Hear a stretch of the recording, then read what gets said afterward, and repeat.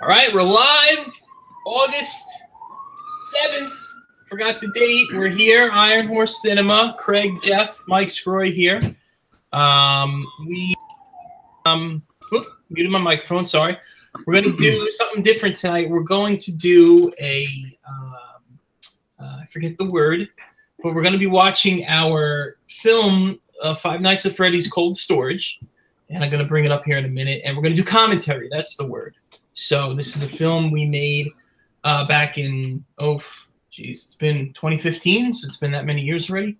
And we're going to get this up and running and discuss the process and what went into making it and all that fun stuff. Let me see what I have to do since this is new. It's just taking us a few steps. Got to do a little screen share with you guys. So I'm just getting the video up and loaded. We want to get right to the good part here. We want to kind of skip ahead from the beginning because there's some kiddies watching. So the beginning's a little PG-13, but it's exactly what it is. It's PG-13. It's PG-13, but we're going to show. Let's see.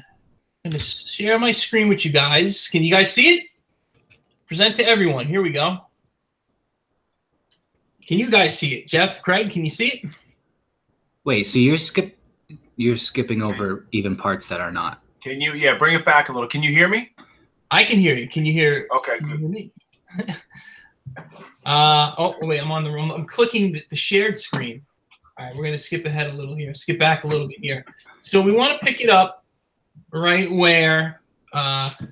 Just pick it up when he leaves and yeah. She. But I don't. If you guys can see the chat, so I don't see the chat in front of me. So let me know what the chatters are saying, and we'll take it from there. Can you guys see that?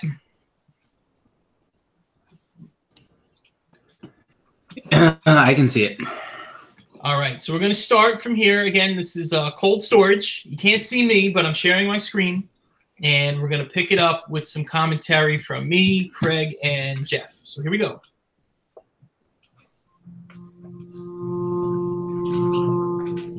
This, of course, is in our warehouse location where Jeff has access to, so it may look familiar. And this is our lead actress, Samantha Strelitz. And as you may or may not know, she's might be in trouble. It's playing a little stuttery on the stream. Yeah, it's playing a little bit weird. Kind of slow, right? Yeah, I don't know why. Yeah, it's a little slow on my end. Well, I thought you were going to play the main video on This is it. hard drive. Ricky? Just I could do that. We could take a break after this part, and I could do that. This isn't funny. Yeah, let's see if we can find a way to play it a little bit better. Sure. In Yeah, the meantime, everybody. we have a lot of people are starting to write in. Yeah, this is new to us. Sorry Thank you about all this. for Technical joining us tonight. difficulties. We were going to do some commentary on one of our films. We just need to get it to play properly. Yeah.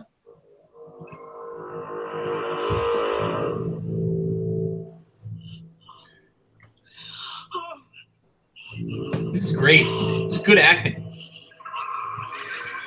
She's probably one of the best actresses we've worked with. Oh, here comes Freddy.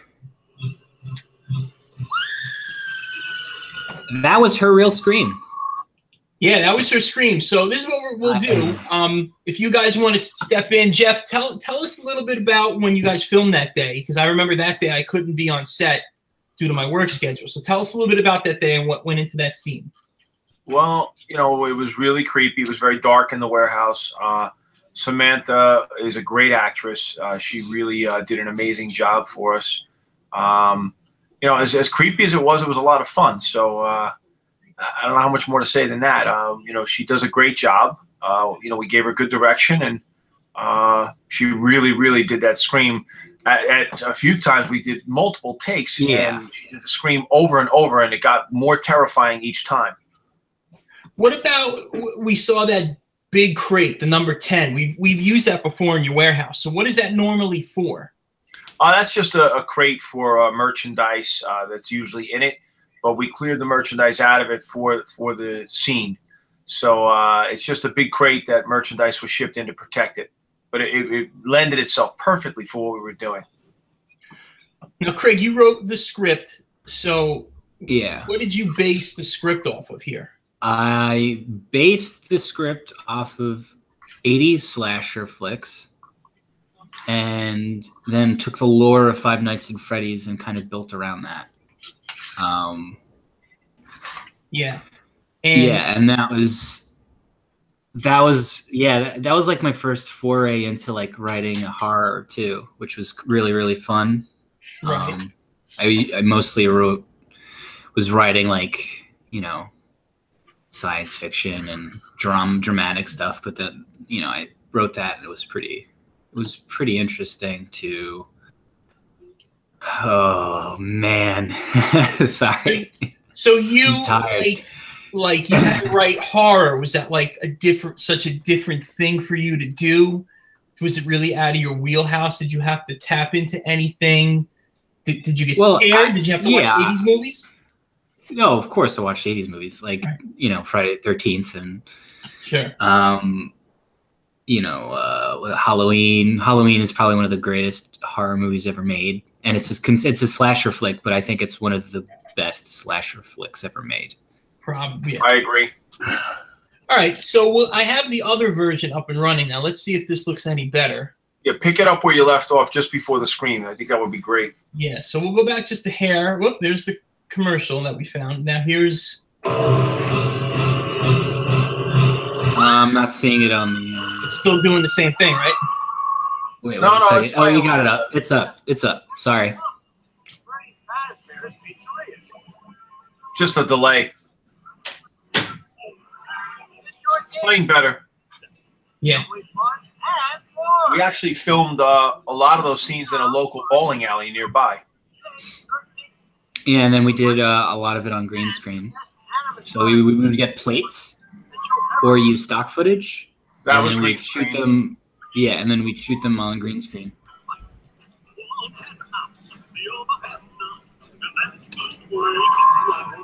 That really was that was one of the pizzas we ate for lunch. Yeah, I love how your son is in it and he's taller than Ronnie. I know, right? All right, so let's stop here for a minute. So that was done at the bowling alley, and that was like you said, just across the street from the warehouse. And we used a lot of. Well, Cy had some stock footage. We had different places, and it just gave it that 80s feel, gave it some 80s effects. And of course, Ronnie Giles, who we lost sadly, but he hit a home run with that, playing Freddy Fazbear himself. So, and that, of course, you can watch the full commercial on our YouTube channel, and I think you guys get a kick out of that. If you haven't seen it, I think everybody's seen it, but it is quite the commercial. So here we are. Now, here we are in this next part. This is the part, Jeff, where Jeff Moffitt, the talented actor that he is, played himself twice in the same scene. Or he acted as two different people in the same scene. Yeah, a lot of people don't. I think that's trivia that no one really is aware of. Yeah. So here is Dave Weber, another one of our friends and actors. And he's also in the building in the warehouse building in another room. And now, what did we have these monitors set up? So what did you do to set up the monitors? Well, some of these monitors we actually pulled out of a dumpster nearby. Let's face it, to find these old tube monitors is not easy anymore. Yeah. So we actually pulled them out of a dumpster and set them up to create the security control room with the monitors. Perfect. Now here you are rolling up. And that's your car, right? That's your what, Mustang? That's a 65 Mustang, yeah. We thought using an older model car would lend itself a little bit better to the 80s feel. Even though this car is much older than the 80s, we thought it would work good. Yeah. And he's got his zhuzhed up 80s hair. So here's the scene. Now, you can look closely if you rewind back a second. Yeah, so wait, now here's... Hold on, my dogs are barking. Hold on, I'm going to stop them. If you look back a second, you'll see... hold on. The Freddy head is on the cart. Right. So we'll it's like an Easter egg. You'll see it as he rolls in. Let's play this again. Right, so here he is stepping out. Oh, there's the Freddy head on the cart, right, as it goes by. There it is again. Yeah. with the rest of the Freddy parts. And then there's me walking in the frame. Mm-hmm. And there's this other mysterious man back here who, wait, let's see this play out. It's Jeff Moffitt. Look at Jeff Moffitt. So it's me playing security guard and me also playing cleanup crew. Looking at yourself, and that spill is, you know, maybe some shenanigans that happened in the factory the night before. We don't know. So this is your character's first day on the job, right? Yeah, I was running late to work. Yeah. And security guard's not too happy. I didn't cover my shift properly, and he's not too happy. Now this is something interesting that you'll notice is behind Dave on these monitors, there was nothing on these monitors. So I went in and put these in the frame, and he had to kind of mask behind Dave and get this up on the screen to make it look like that was really on the monitor. So that's effects. This scene we lit with a clip lamp and a see-through red folder. It was a plastic folder, and it was red, and it gave a red. That's called filming on a budget. That's how that's. Yeah. I see these Essentially, you can make a gel, a colored gel, and use folders.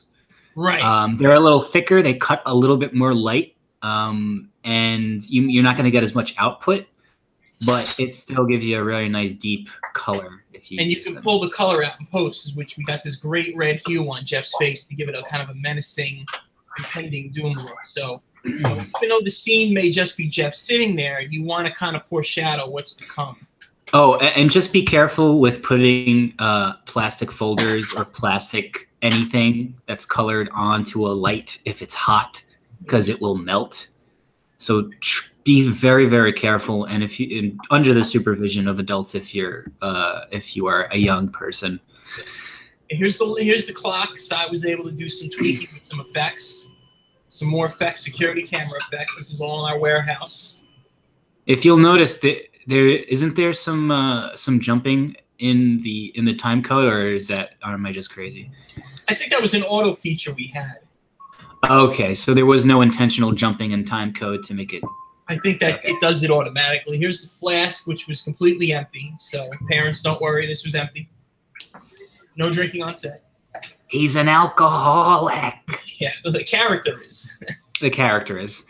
This is Jeff. You know, even though it's like it's a fan film, we still try to put a lot of character into it if we can in any capacity. Yeah, absolutely.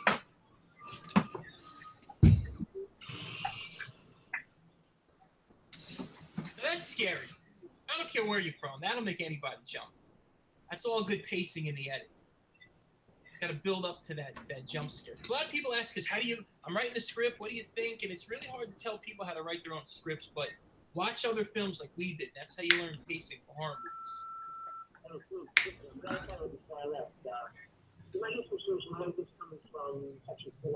You know, what we used as the answering machine there was actually an old 1980s cell phone. That's an actual early model cell phone, but we used it as a answering machine.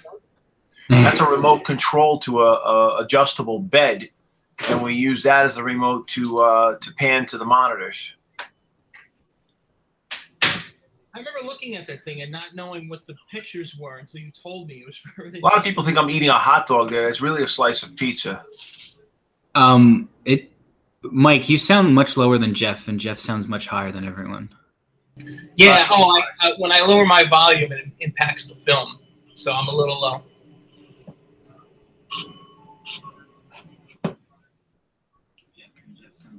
Yeah, so like I was saying, I didn't know that was a betting thing until Jeff told me. I'm like, what are these weird symbols? What do they mean? And it was it's for an adjustable bed. It's it's a little Easter egg. No, it's not. It's not at all.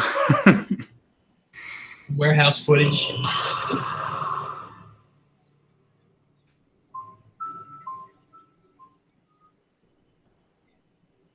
So like Mike said, basically, we probably should be talking about stuff.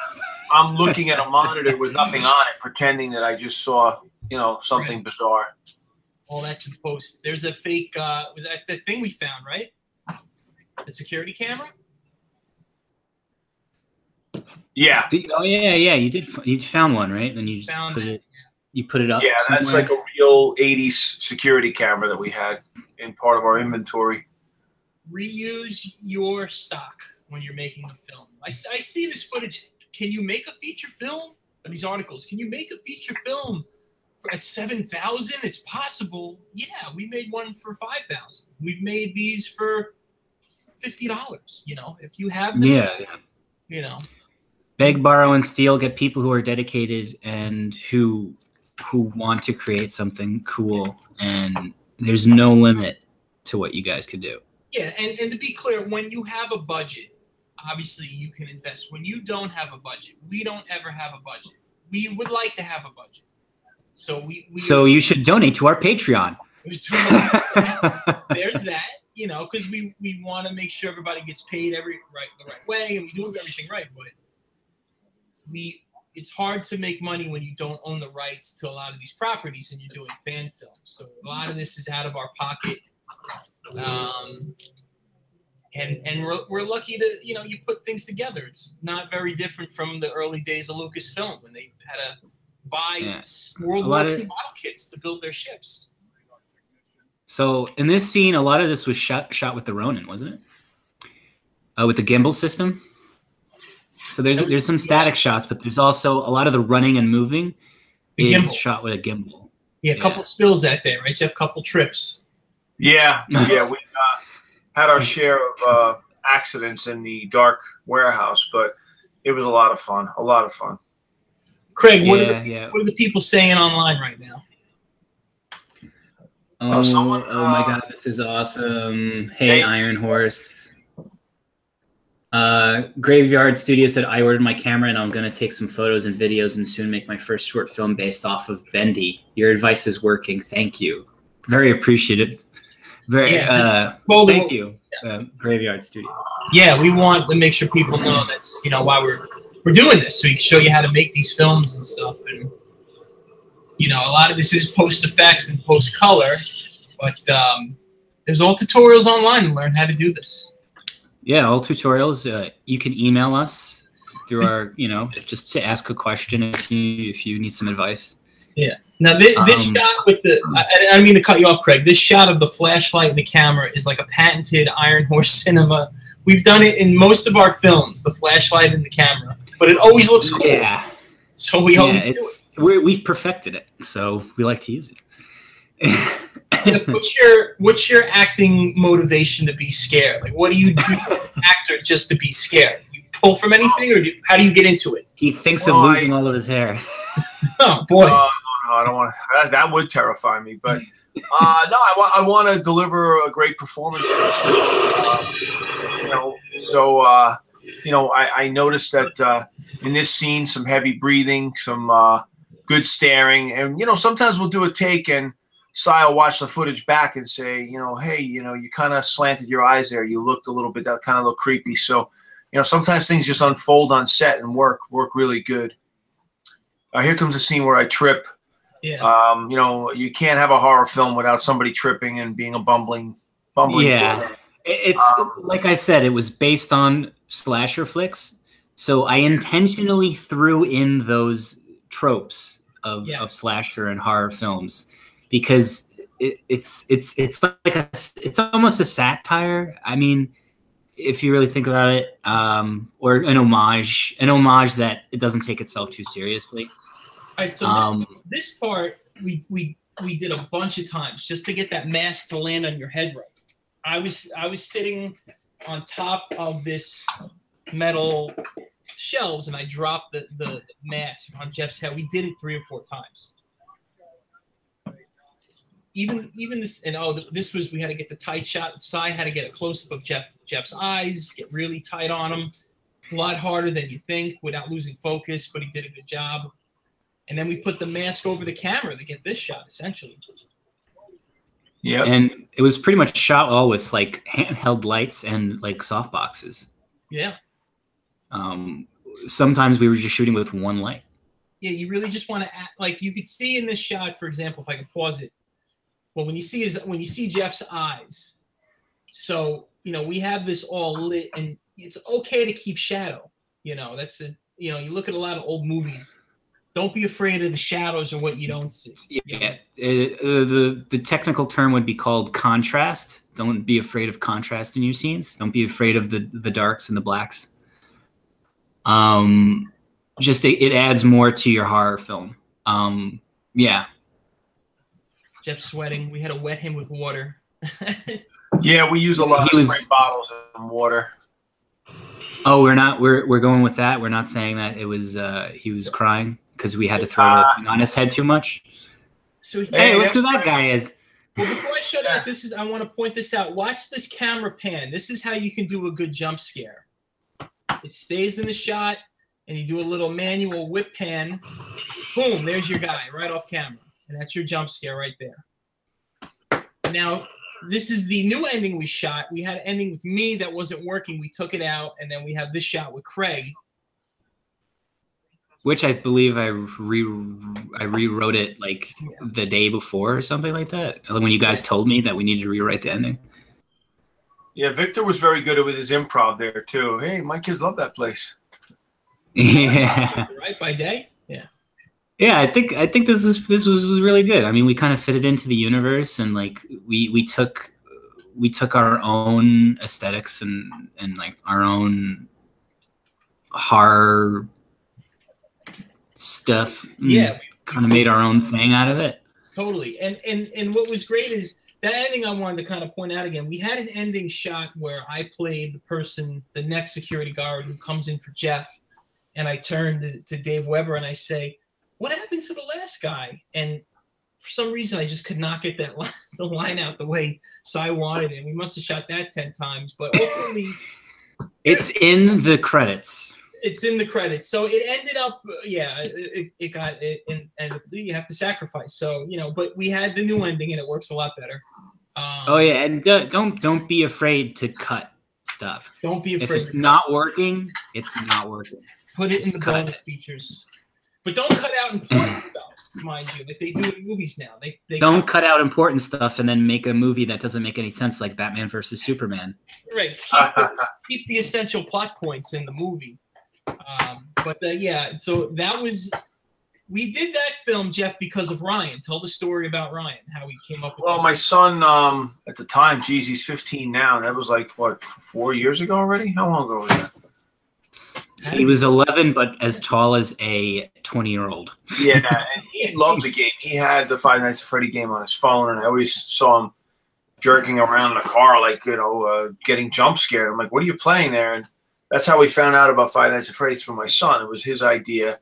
And I'm so glad we did it because it was great to learn about this game, to challenge ourselves to bring this fan film to life. And some of our biggest fan base is the Freddy fans, and we love you guys. And it was our first big hit. Yeah. I mean, Last of Us was also a big hit, but this was like exponentially did even better than The Last of Us. We did this. You're right. We did this, and then we showed the video. While we were making this, we also shot. Well, actually, no. I think we came back after and kind of reshot it. But we did how we made the Freddy mask, and both those videos combined really got us into the Freddy fan base. And we've been having so much fun making these Freddy films. And I know everybody wants Part 6 and stuff like that, and we're working on it. We're just working through our game right now. But, the lore with is very convoluted. I just watched another game theory video just to get more information about the whole backstory of like William Afton and his son Michael Afton, and like this whole thing of him creating these animatronics. And it was like, oh my God. Sometimes I wonder if he actually knew like where it was gonna go. You never know. You know what I mean? Yeah, you never know. But he's sitting on a winner. They're gonna come out with Chris Columbus, who did Home Alone, is doing the full live action movie version. So, we do these fan films, and a lot of people do fan films, and it inspires Hollywood to make the full length ones. We hope we see, I think they're doing The Last of Us. We hope somebody makes this Undertale film. Everybody asks us, when are you going to make the Undertale film? We made a concept trailer as if we would like to make a movie, but we don't have the rights to it. So maybe the trailer will inspire somebody in Hollywood to make an Undertale movie. When you say, when's the movie coming out? We're saying the same thing. When's the movie coming out? So Yeah, exactly. Let's just hope it's good and not just a cash grab. Because that's what happens a lot with these properties. They get taken up by a studio, and then they're just made because it has a fan base. Yeah, And it's that there's no effort put behind it. And I really hope that doesn't happen. You know. So Jeff, what are some of your final thoughts on the film? I was really proud of the film. I think we did a great job. I know we're criticized for the opening scene, but I noticed in the comments the people who really know about the 80s and know that Five Nights at Freddy's took place in the 80s, so we paid homage to the slasher films and stuff that were popular in the 80s, like Craig said earlier. So, you know, I'm proud of the film. I think we did a great job, and you know, we love our Freddy fans. I noticed here someone, Colby Kent, said they love our projects and they join our live stream every time. So thank you very much for that.